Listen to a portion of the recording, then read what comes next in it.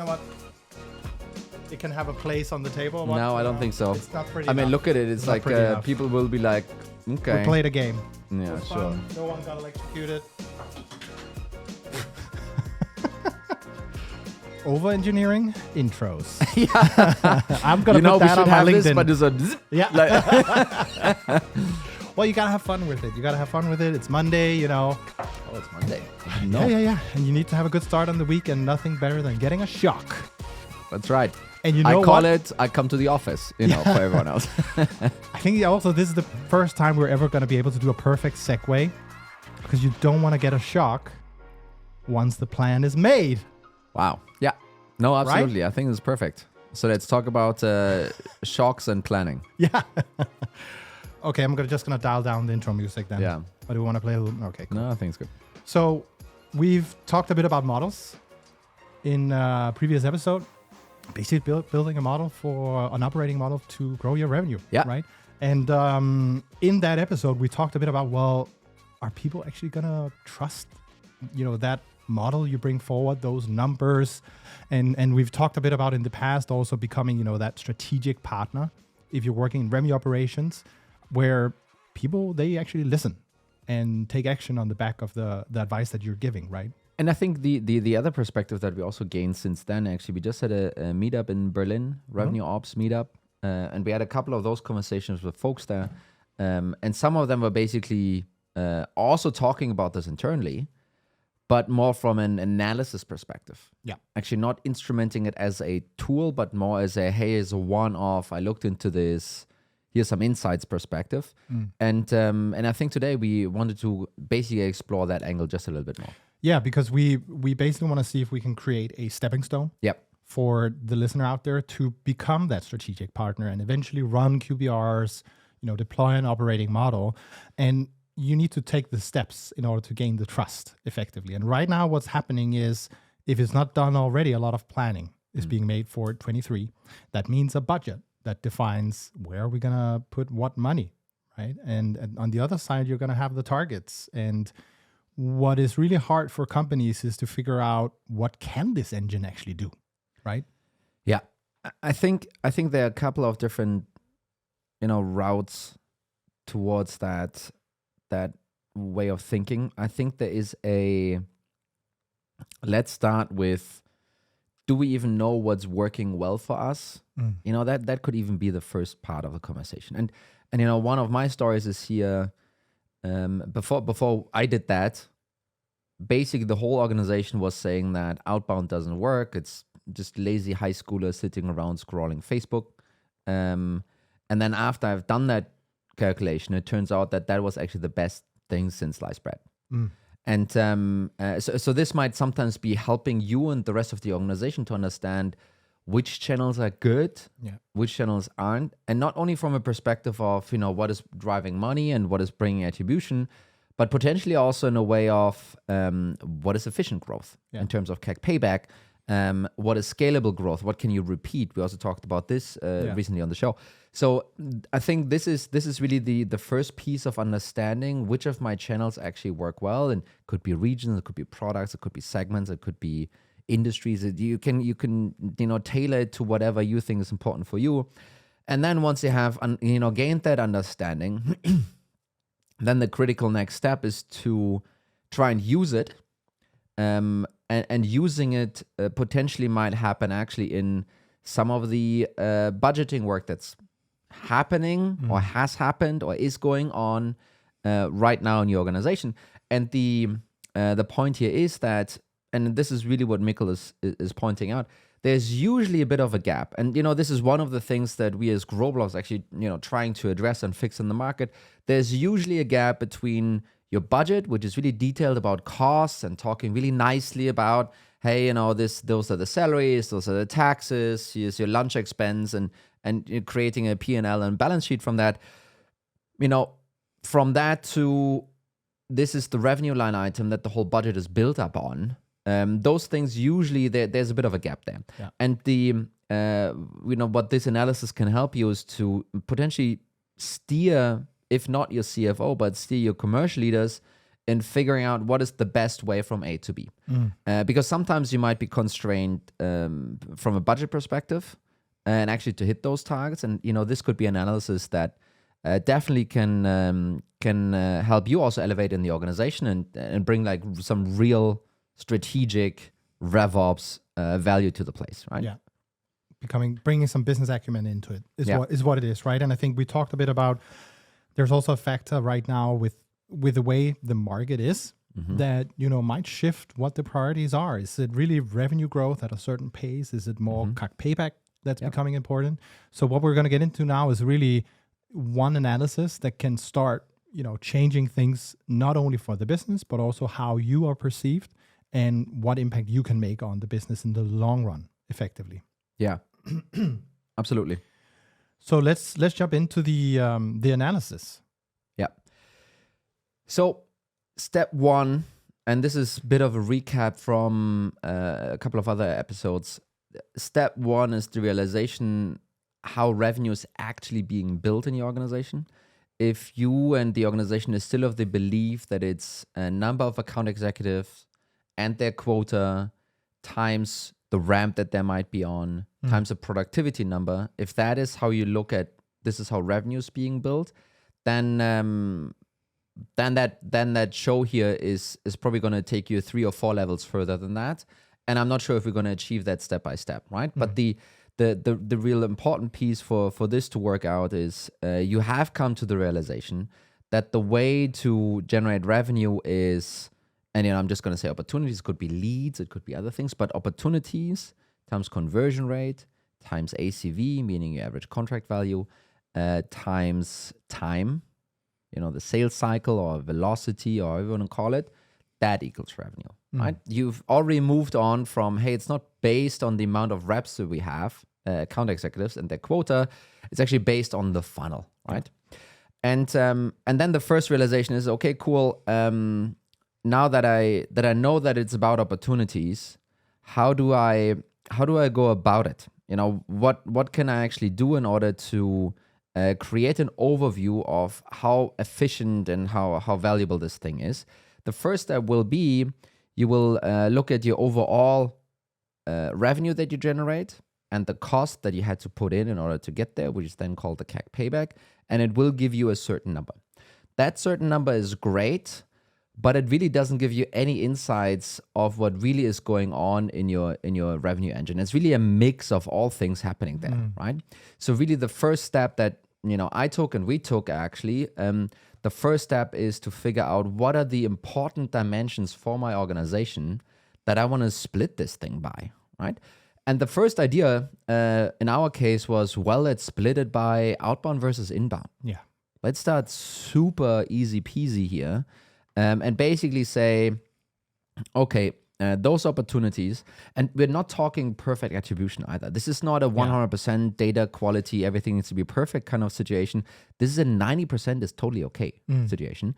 So you start with what were all the opportunities that we generated in the last 6 to 9 months for outbound, or through outbound, and that might be SDRs, calling those people in the purest sense. In this high contrast black and white world, it might be also account executives doing self-prospecting, right? That's all the stuff you throw into the outbound opportunities. And then on the inbound opportunities, you have everything basic coming from marketing. Yeah, that's how you would think about it.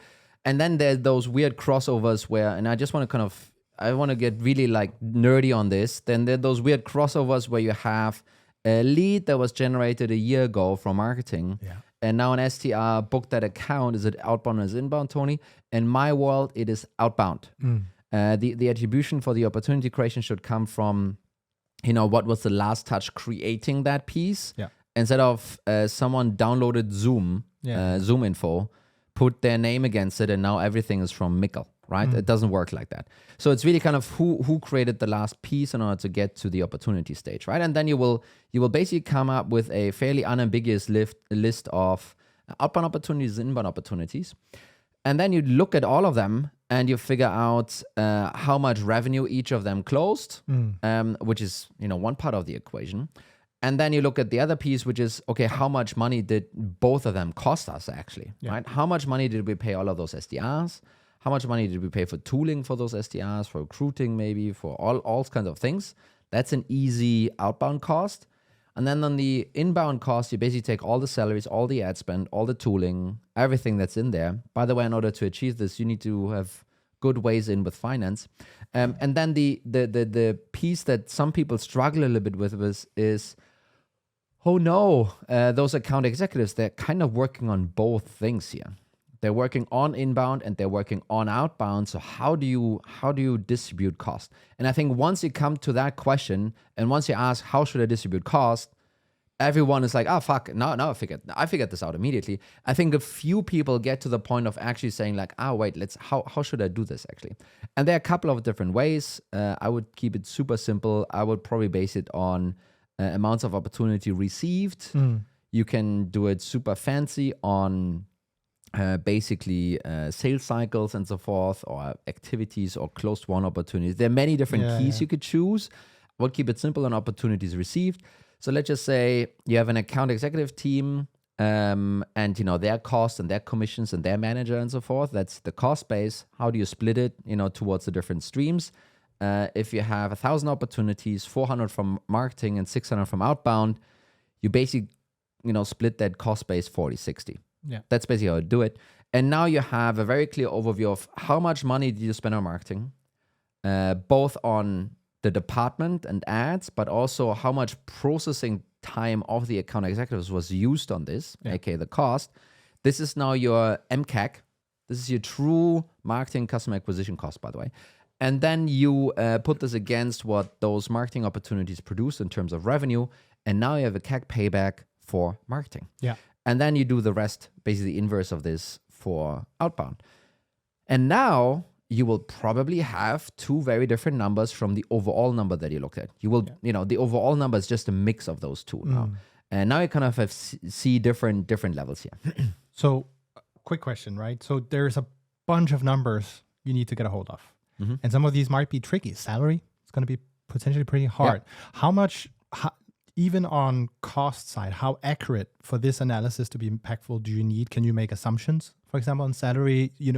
Just think about the reality that there might be a listener out there where it's not going to be that easy to get all the data. So the trick I would use to keep it very accurate, instead of saying, okay, I need to know how much Mikkel makes, how much Tony makes, how much Anton makes, and so forth, you basically go to finance and say, can you give me the sum total of this department, and define the department by such and such. And that's it. You can deal in sums instead of in the units below, which makes it a less so scary conversation with finance, by the way, by far. Yeah. And I bet also if you're still running against the wall, telling them what you actually need it for, they might start getting interested. I think they might get starting interested. They might, some finance teams might, spreading their elbows and being defensive about it. Yeah. And so you do it in an Excel spreadsheet. I do it in an Excel spreadsheet. So there might be a little bit of that, and maybe that's a future episode sitting here somewhere. But not, I think this can be overcome if you. By the way, if you are a RevOps, this is 1,000% for you. If you are a revenue leader, you should probably kind of send this episode to your RevOps to figure this out. But revenue leaders usually have budget authority, and they usually can basically tell finance to give you those numbers, by the way. So there are a couple of ways into getting this. I don't think this is super secretive, but obviously you need to be careful about this just a little bit, right? And then, so basically you end at the point where you've split CAC payback between inbound and outbound. Yes. And a lot of companies are going to, some of the maturities, they're going to do that. It's fairly common. What is the next step? Well, so I recently talked to Ray Reich, and he told me that 80-85% of organizations don't do it. And he asked me actually why. So it's like we're talking, a lot of companies don't do this stuff, right? But the next step I would probably do, and depends on how large your organization is, you probably might be working on more than just one region, one country, one territory. I would suggest you also split it by region. In Europe, that's fairly standard and straightforward and important because you have all of those different languages and you basically have different sales teams for all of those different languages. In the US, it's, it might be a West Coast, East Coast thing. It might be US versus international and so forth, right? But, you basically want to create more insights and understanding what are the buckets you're dealing with actually, right? And again, how would you do this? So you take by now I think people might get it. You take your outbound bucket. You realize how many outbounds were created for EMEA versus for the US. You split those two. You split the AEs based on where they're sitting. Now you don't need to do it by a key. Now you know exactly where they're sitting actually, and so forth, right? You get the point. You might now be left with 4 different buckets: inbound US, outbound US, inbound EMEA, outbound EMEA, right? And again, those 4 numbers will tell you a completely different story about, all of this stuff than the overall, I have a 21-month CAC payback for the whole business, right? Which is basically fairly useless to deal with. What you will see is that, and this is random guessing, what you will see is that US is usually more expensive than EMEA. Yeah. And there are 2 reasons for that. Reason number 1 is, from our very much European perspective, you have this as your home turf, and then you expand somewhere else, and then expanding somewhere else, lower maturity, fewer people know you in the market, etc. Tends to be more expensive. But then there's also the other side. Even if you're in the US, usually it's much more competitive in the US. Yeah. Wherever anyone founds a startup, is it Israel, Denmark, Portugal? What's their second or third market they're going to expand to? It's the US. Everyone goes to the US, and basically the winner is crowned in the US. Yeah. If you own Germany, no one cares. The winner is crowned in the US, right? All the VC money is there as well. No, exactly. That's why also they want you to go there. It's basically like you either make it there and you're going to be a unicorn, or you don't make it there and we don't need to talk to each other anymore. Yeah. But that's why the reason the US is usually the CAC payback is more expensive there, right? So what do you do if, let's say you run the analysis and you look at, in this case, regions, US is very expensive, but it is a priority for you to grow in. So first of all, it needs to be clear in the organization that it is a priority to grow in. And I think it was very much so the case a year ago with abundant cash. Sure, let's have worst CAC payback, let's go. I think now some of that might have changed just a little bit. And I think triggering that conversation for your commercial leader or even for C-level, very interesting. And now the big question you need to, so this is how I sometimes phrase it, the big question you need to ask yourself is really, how much of a premium are you willing to pay for US dollar revenue? Yeah. That is a question you need to ask yourself. And if you want to impress your boss and stuff, I think the answer is the delta, so the difference between multiples of the exit market. We're getting really technical here right now. Like, whoa. For in the US versus Europe. Okay. That's really kind of how you need to think about it. Because in the US, they are happy to pay you 10, 15, 20x revenue. And you want to be seen then as a company that, is getting those revenues versus a company that is in Europe, which usually has more, and they're probably kind of getting closer to each other now, but usually more of a 5 to 10x revenue kind of thing. So basically what you're saying, the same amount of revenue is worth more in the US because it trades at a different multiple. Yes. Keep it at dumb it down for me. Yeah. Sorry. No, but that's kind of how you need to think about it. And that might, and obviously there's some risk to it. So that's how you might think about the premium. But now let's go to the other dimension, which is inbound versus outbound. Yep. And what you will usually see, and that might not be true actually anymore fully, but what you usually might see is that outbound might be a bit cheaper than inbound. Not fully true anymore, I would say. But in reality, without even thinking about that, what you probably would want to see or what you would be okay with is to pay a little bit of a premium for inbound revenue, actually. So why is that? Well, number one, there's a bit of a crossover. You need to finance the website and a couple of other things and the white papers and the ebooks and the stuff that the SDRs are sending. Yeah.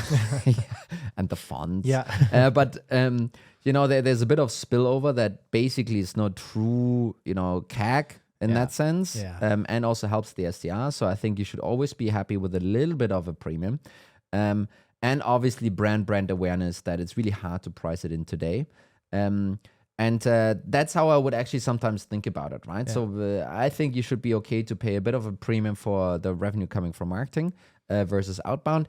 There are some more complicated arguments you could run in terms of, hey, maybe my lifetime value is higher for marketing stuff.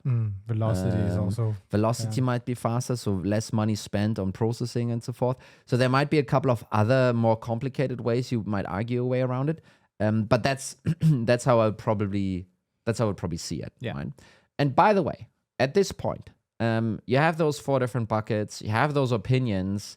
You're not Mr. Salesforce anymore. No, it's a very different conversation. It's a completely different conversation. Yeah. And the reason you can have that conversation is you understand the engine, you understand all the different corners, you understand the math behind it, and you bring up the math to your boss and be like, hey, we have those 4 options, 5, 6, 10, 20, whatever. And I think for us to realistically hit this revenue target with the budget that we have, we probably need to make a hard decision, which is, over-investing in those 2 buckets versus in the others. Yeah. And in some cases, even taking money away from some buckets and putting it in the other ones. And so that now, logically speaking, gives you more, this typical, I hate this thing, but more bang for the buck. Yeah. But what it also does, it will reduce your CAC payback in that moment. Simply by reallocating resources, taking something from the expensive bucket and pouring it into the cheaper bucket, you will have basically achieved a better CAC payback in that sense. I mean, we basically ended up doing it, and maybe that's like the next layer we are going to get into, but we ended up doing it on the marketing side, shifting around budget into Google and events. Yeah. And it worked. So, and there's now one fundamental, so first of all, do this analysis, honestly, do it. Yeah. And maybe in the first step, only go to this level. Yeah. It can get hairy. It can get hairy one level deeper. I mean, maybe you have a strong partnership channel or something like that. You should, basically do the same thing. And by the way, in general, usually for me, and maybe that has changed now, but inbound, outbound, fairly close to one another. Also usually driving most of your revenue. So this will be the heavy part of your CAC payback. Yeah. And usually ranges between 12-month CAC payback for very efficient companies to 24 and above, right? And then you have partners, which usually come in much lower. We're talking maybe 6 months, 10 months, half of the inbound, outbound stuff. And the reason is you don't need to pay for a lot of top funnel work. Yeah. But it's also less scalable. Usually it's just adding more partners is actually not the way to do it. So it's you're less in control of this channel. That's sometimes the downturn. So scalability is really the question here. And then you have upsell. Upsell usually is your cheapest bucket. In the sense of, for me, it was sometimes at 3 months CAC payback, 4 months maybe. Yeah. And for others, depending on how they do the math, maybe they don't have account managers. Sometimes it's half a month CAC payback, right? So this is how your landscape will look like across channels usually. I mean, so this analysis, wouldn't it almost get you a guest appearance at the table if you do it right? I think so.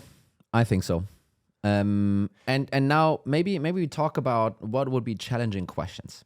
Yeah. Maybe that could be fun, actually. So one question is, okay, cool. So let's double click on marketing. Where would you allocate the cash differently in marketing? Yeah. Right? That you could basically be on, this one level inbound, outbound. Maybe that's simple. But maybe someone will ask you, well, we really don't have outbound. Yeah. And we don't believe in it. We don't want to build it out. So it's still one-dimensional. It's inbound versus, I don't know, upsell. Yeah. And upsell, that's kind of capped in terms of, your tactics. So then you get into this whole marketing machinery of what you want to scale there, right?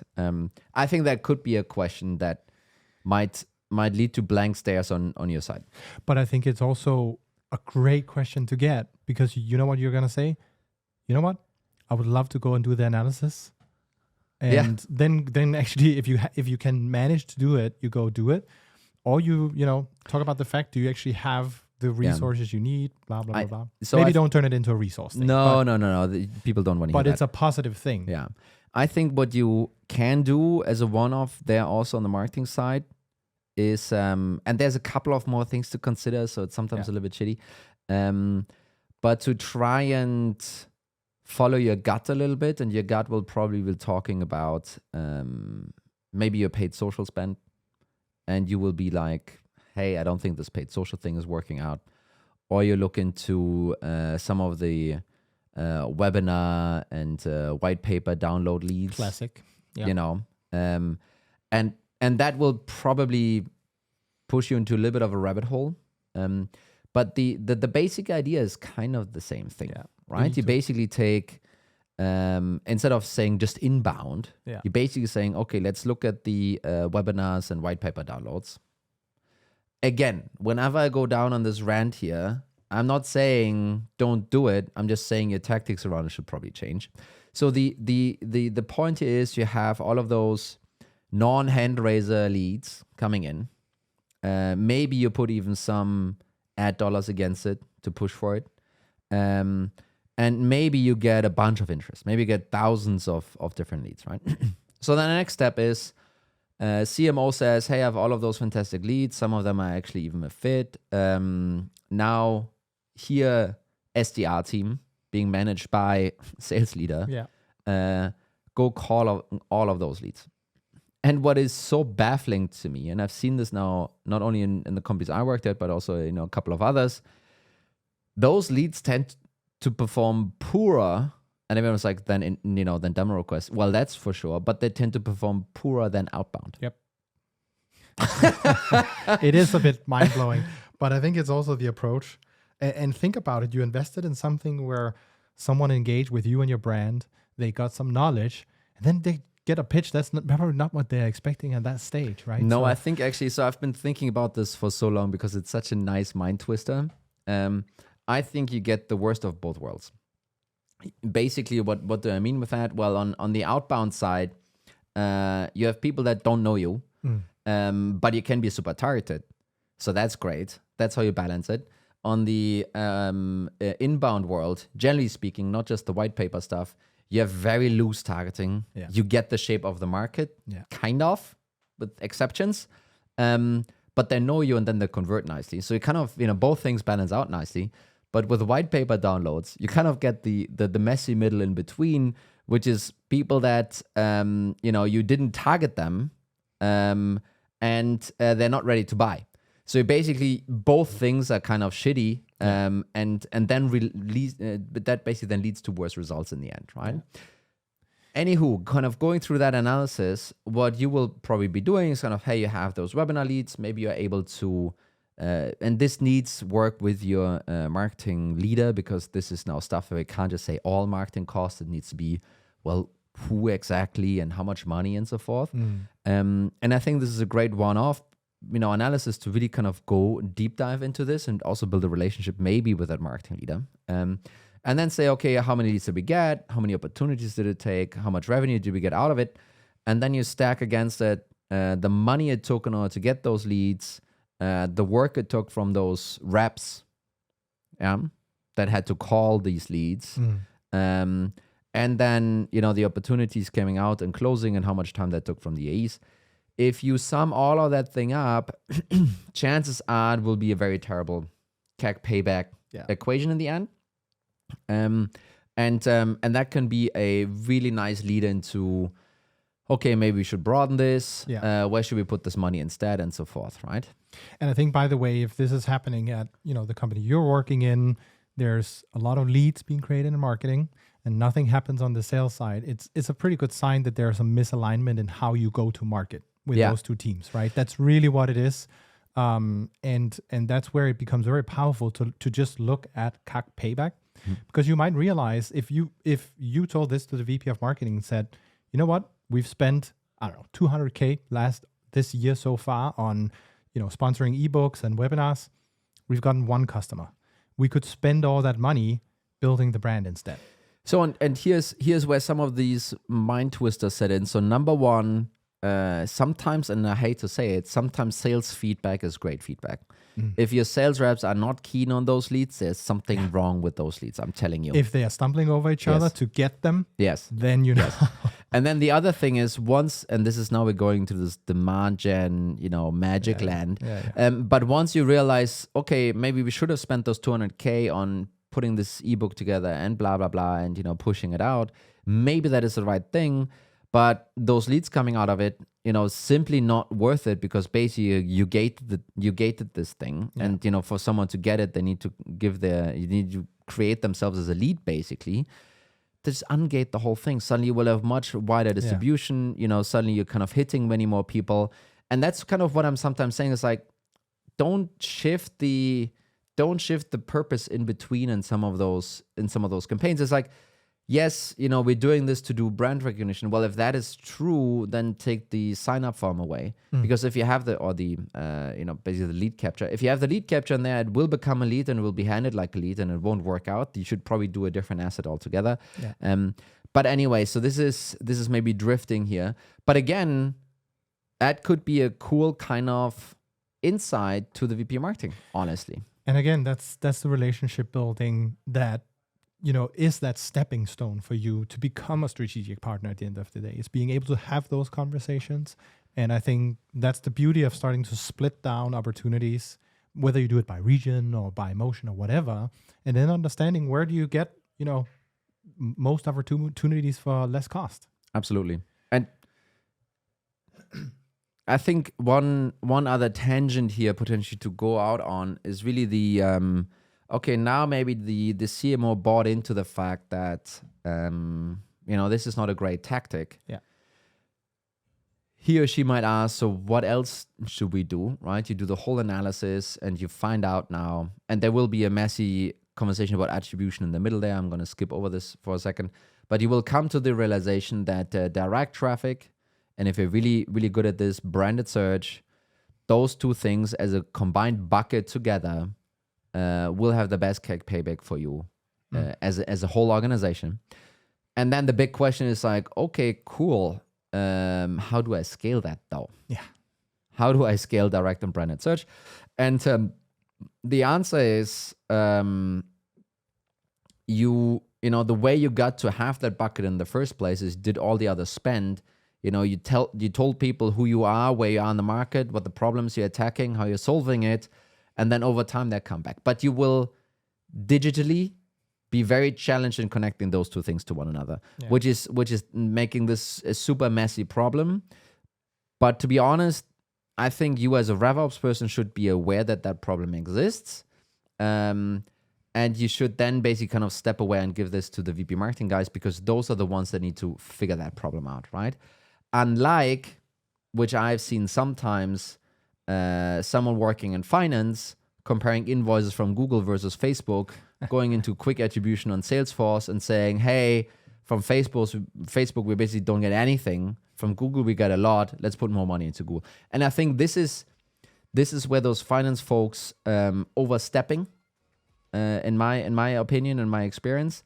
And you as RevOps should know where your knowledge stops, and it stops right there. Stop giving advice to our VP marketing. It's a dangerous game to play in that sense. And also the VP marketing is hired to figure it out. It's much better for that person to then ask, hey, can we look into this area? What is your, take if they ask for it? Yeah, exactly. And if that's not the right VP marketing, then that's a different conversation, which probably you won't be looped into either. No, probably not. But so, this is the stepping stone, basically, to become more strategic. I think so. And I think, obviously, once you've done this, maybe you want to do it again when it's instrumented and so forth. And I think this is then the stepping stone towards an operating model, actually. Right? Yeah. So this is this is almost also a little bit the story of Olafur and Tony figuring out some things and then presenting it to C-level and then the board and getting buy-in and all of that stuff, right? So you weren't just lying with numbers. I mean, you got me. Yes, finally, redemption. Nice. But hope this was helpful. Thank you so much for sharing some tips with our audience here yet course. again. And Thanks, Mikko. thank you for listening. Thanks, guys. Bye.